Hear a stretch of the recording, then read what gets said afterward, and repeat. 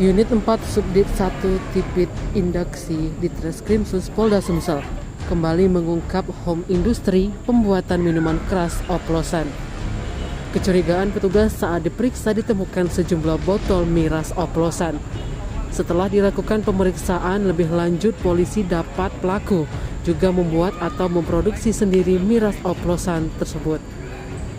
Terdapat 1.872 miras jenis whisky dan vodka ditemukan di home industri tersangka yang diduga tidak sesuai mutu dan komposisi. AKBP Hadi juga menjelaskan tersangka hanya mencampurkan air mineral dengan metanol dengan kadar yang tidak menentu. Ia menjelaskan per bulan pelaku mampu memproduksi dan mendistribusikan sebanyak 100 dus atau sekitar 4.800 botol.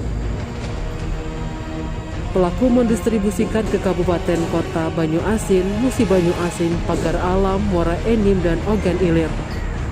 Whisky dan vodka berada di dalam mobil.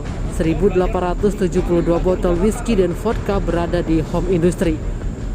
Beberapa alat produksi, 1 buah tangki air, 1 buah alat pres tutup botol, 6 botol pewarna makanan, 1 buah cap stempel, 8 botol jerigen kosong, botol bekas alkohol, 5 jerigen berisi alkohol, 55 jerigen air mineral, 200 botol kosong, dan 50 kardus kosong.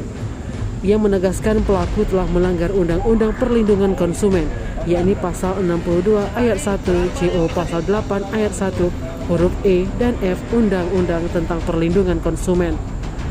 Terancam pidana penjara paling lama 5 tahun atau denda paling banyak 2 miliar.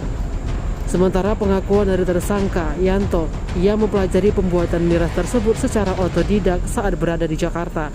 Ia mengaku mengedarkan miras oplosan tersebut untuk ke pedagang kaki lima. Per dusnya miras oplosan itu ia jual dengan harga Rp375.000. Pelaku mengambil untung Rp75.000 per dusnya. Seperti apa dan kandungannya ini berbahaya atau tidak, Bang?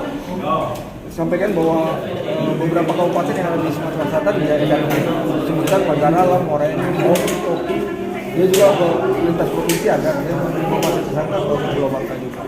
Berkaitan dengan kandungannya, kalau buat kita pasti berbahaya karena dibuat bukan dengan komposisi yang standar yang dimiliki saat ini. Omsetnya menurut informasi dari 350.000 berarti per dus dia untuk 75.000. Mungkin dari hasil pemeriksaan ada tersangka lain, Bang? Sementara ini masih yang tersangka ini sendiri. Pemilik Ya, dia dari memproduksi sampai mengedarkan dia lakukan sendiri. langsung sendiri gitu, Bang. Himbauan masyarakat, Bang. Himbauannya masyarakat tidak lagi menikmati miras atau berhati-hati dalam mengkonsumsi miras, terutama jenis yang sudah kita ungkap beberapa kali kita ungkap, yaitu jenis Mansion House dan vodka, bahwa edarannya ini mungkin produksinya bukan produksi asli yang dari pabriknya.